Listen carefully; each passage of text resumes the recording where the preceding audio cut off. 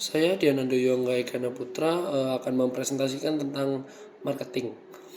Nah, apa sih marketing itu? Marketing adalah sebuah proses mengenalkan produk atau jasa agar diketahui oleh masyarakat. Marketing juga berarti proses pemasaran produk atau jasa, mulai dari pembuatan strategi hingga sampai apa yang dirasakan ke konsumen. Perkembangan dunia bisnis membuat proses marketing itu ikut berkembang. Salah satu bukti berkembangnya adalah kemunculan marketing online yang bisa diartikan sebagai usaha perkenalan produk atau jasa lewat internet. Dulu, pemasaran hanya terbatas pada bentuk fisik, papan reklame, billboard, pamflet, hingga spanduk. Namun, sekarang sudah mulai merambah ke dunia digital seperti sosial media, online advertising, dan lainnya. Mengapa marketing itu penting? Dalam sebuah bisnis, pemasaran memiliki banyak fungsi. Pemasaran tidak hanya mampu membuat orang awam memahami produk atau jasa yang ditawarkan, tetapi juga meningkatkan penjualan hingga membuat bisnis itu menjadi tumbuh. Secara umum, marketing berguna untuk menjelaskan produk atau jasa yang ditawarkan kepada masyarakat. Penjual tentu saja tahu dong apa saja yang mereka tawarkan, seperti produk atau jasanya. Tapi bagaimana dengan masyarakat luas? Untuk menggunakan produk atau jasa, masyarakat membutuhkan edukasi. Pemasaran adalah cara yang paling efektif untuk menjelaskan sebuah produk atau jasa kepada calon pengguna. Untuk menambah nilai plus, gunakan materi menyenangkan dan menarik. Caranya ada banyak. Di antaranya ada yang sekedar memberikan ucapan terima kasih karena telah menggunakan produk atau jasanya. Bisa juga memberikan hadiah atau pengguna untuk pembeli yang setia. Nah, proses ini sangat penting karena mereka akan menjadikan produk atau jasa kita sebagai pilihan utama.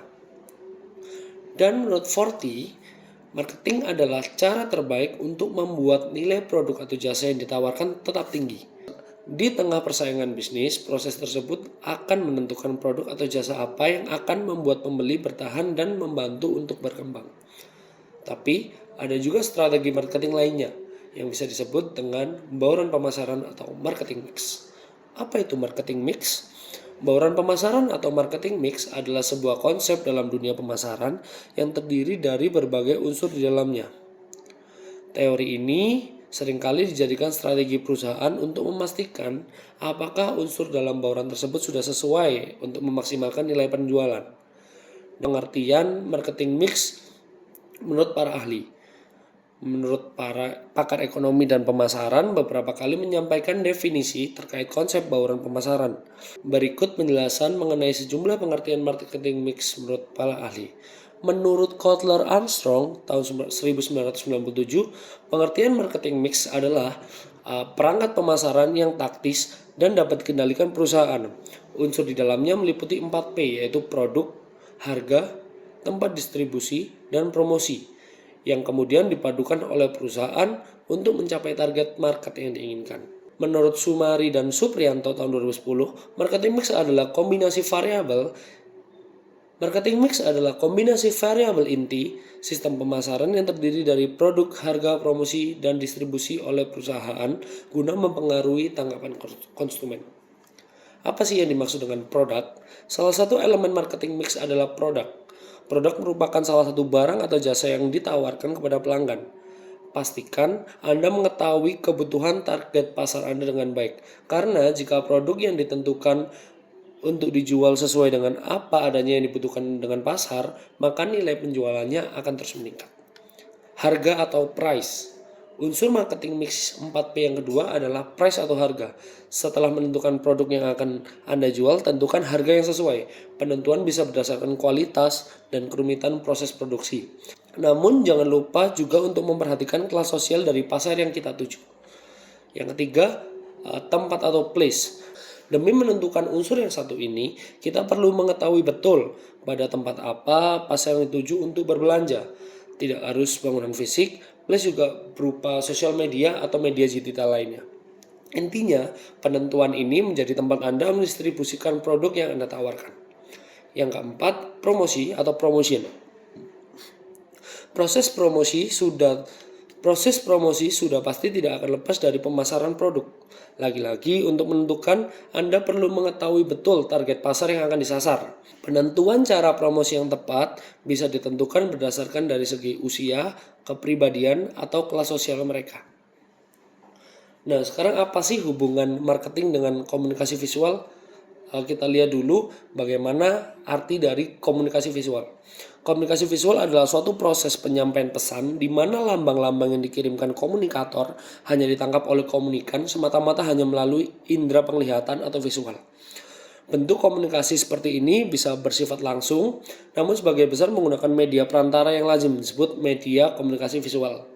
Selain digunakan untuk berbagai keperluan, media komunikasi visual kerap dimanfaatkan sebagai media promosi, baik oleh lembaga bisnis ataupun lembaga sosial.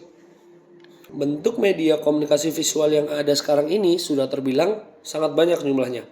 Para kreator senantiasa menyuguhkan bentuk-bentuk baru dari waktu ke waktu. Di antara sekian banyak media, ada beberapa media berikut yang merupakan media-media yang cukup populer digunakan untuk pemasaran sosial. Yang pertama, media sebar. Media sebar merupakan salah satu media yang dapat dilihat bentuk fisiknya dan akan diberikan kepada konsumen. Contohnya brosur, buku, buletin, newsletter, newspaper, majalah, sama kartu. Yang kedua, media lekat atau media tempel. Media ini juga berbentuk fisik yang biasanya ditempel pada dinding atau tempat-tempat yang mungkin dilihat sama orang lain. Yang pertama seperti plakard, yang kedua poster, stiker, wall magazine, wall newspaper, kalender, dan banyak lagi. Media bentang, yang pertama banner seperti spanduk, flying banner, yang kedua seperti baliho, umbul-umbul, dan banyak lainnya. Yang keempat ada media pancang seperti signboard, billboard, dan balon promosi. Yang kelima ada media transit, biasanya ini diletakkan kepada benda-benda yang bergerak seperti bus panel atau vehicle panel. Yang keenam ada media pakai yang biasanya dipakai yang bisa dilihat orang di mana saja. Contohnya seperti di baju, topi, bandana, atau tas. Yang ke-8 di media permainan, contohnya card game, layang-layang, ular tangga, atau permainan lainnya. Apa sih yang mendukung bagaimana komunikasi visual itu dapat dimengerti? Nah, pastinya ada unsur-unsur visual yang terdapat di dalamnya. Perbedaan dari segi jenis maupun dari segi bentuk tentunya mengandung karakteristik yang khas satu dengan yang lainnya. Namun, semuanya memiliki unsur-unsur visual yang sama, yaitu huruf, gambar, garis, bentuk, warna, dan bahan. Apapun jenisnya dan bagaimanapun bentuknya, pengenalan tentang unsur-unsur dasar tersebut akan sangat bermanfaat untuk menyajikan media yang optimal. Yang pertama kita akan bahas huruf. Huruf adalah bagian terkecil dari sebuah kata, sedangkan kata adalah bagian terkecil dari sebuah gagasan. Sebuah gagasan yang baik dan telah tersusun lewat pemilihan kata yang menarik, bisa saja berakhir sia-sia karena kegagalan dalam pemilihan huruf. Hal-hal yang perlu diperhatikan dalam pemilihan huruf. Legibility atau keterbacaan. Legibility memiliki pengertian sebagai kualitas huruf pada naskah dalam tingkat kemudahan untuk dibaca. Tingkat keterbacaan ini sangat tergantung pada tampilan bentuk fisik huruf atau jenis font, ukuran, panjang baris, spasi antar huruf, antar kata, antar baris, antar paragraf, dan penataan baris. Yang kedua, appropriateness, kesesuaian. Appropriateness adalah kesesuaian antara tampilan bentuk huruf dengan isi pesan yang akan disampaikan. Yang perlu diingat bahwa selain berperan sebagai alat pembawa pesan, huruf sendiri mampu memuat pesan. Misalnya, kita menjual makanan, tidak mungkin dong kita menggunakan font-font yang berbau horor seperti chiller dan sebagainya. Yang ketiga, emphasis atau penekanan. Setiap naskah terdiri dari beberapa bagian, misalnya headline, subheadline, dan body text. Pada body text terdapat judul item, paragraf, dan lainnya. Di dalam paragraf selalu ada bagian-bagian tertentu yang perlu mendapatkan perhatian lebih. Misalnya, istilah khusus, istilah asing, dan sebagainya. Penonjolan tersebut dapat dilakukan dengan pemilihan font, ukuran, ketebalan, kelebaran, kemiringan yang berbeda. Harmoni atau keselarasan. Pemilihan huruf harus tetap selaras dan harmonis. Oleh sebab itu, penggunaan atau jenis font yang terlalu beragam dalam suatu naskah tidak dapat dianjurkan. Tetapi pilihan variasi dalam satu font family dapat digunakan. Gambar. Kerap diibaratkan gambar dapat berbicara lebih dari 1.000.000 kata. Ibarat tersebut mungkin agak berlebihan, namun penggunaan gambar perlu dipertimbangkan karena dapat menjalankan beberapa peran, seperti dapat menjelaskan hal-hal yang sulit dijelaskan lewat kata-kata, menolong menjelaskan sesuatu yang muskil, meringkaskan pengertian, memberikan kesamaan dalam pengamatan, menarik dan mengarahkan perhatian, membantu mengekalkan ingatan, membangkitkan kesenangan, memberikan kesempatan mata beristirahat, mengisi ruang, dan meningkatkan tampilan dalam bentuk artistik.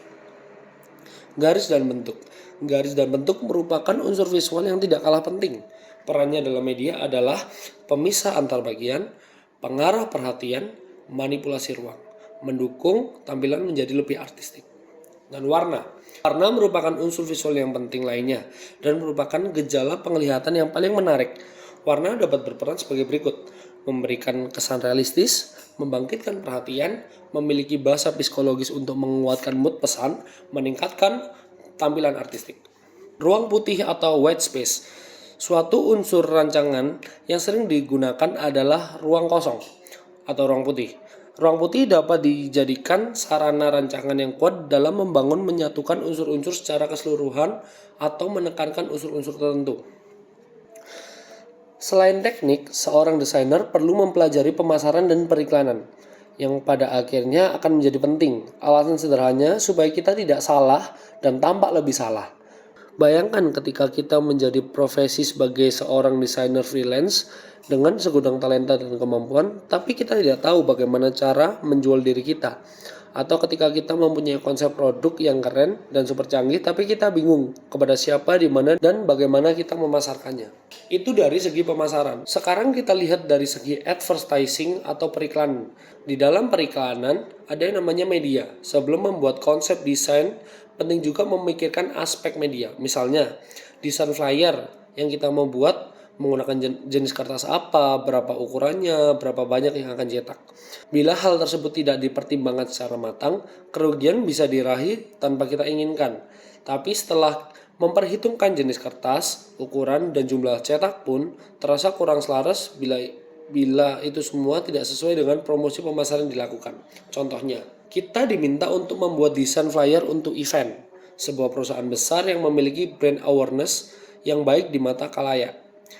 Event diadakan di sebuah mall yang cukup berkelas dengan cangkupan pengunjung orang-orang kelas menengah dan menengah ke atas, dan jumlah pengunjung tidak sebanyak mall dengan kelas menengah ke bawah. Mungkin kurang efektif bila kita mencetak flyer dengan jumlah yang sama seperti mengadakan event di mall menengah ke bawah, menggunakan kertas gramasi 60 gram dan membuat flyer berukuran A3. Apa yang akan terjadi? Mungkin mubazir karena jumlah flyernya terbilang banyak dan banyak yang terbuang, sebab jumlah flyernya akan lebih banyak daripada jumlah target pengunjungnya. Citra perusahaan pun akan jelek karena hasil cetakan kurang bagus sebab kertasnya menggunakan kertas yang murah. Dari contoh kasus di atas, kita dapat simpulkan bahwa desain komunikasi visual atau pemasaran dan periklanan tidak akan berdiri sendiri. Orang pemasaran butuh periklanan, dan orang periklanan butuh seorang desainer.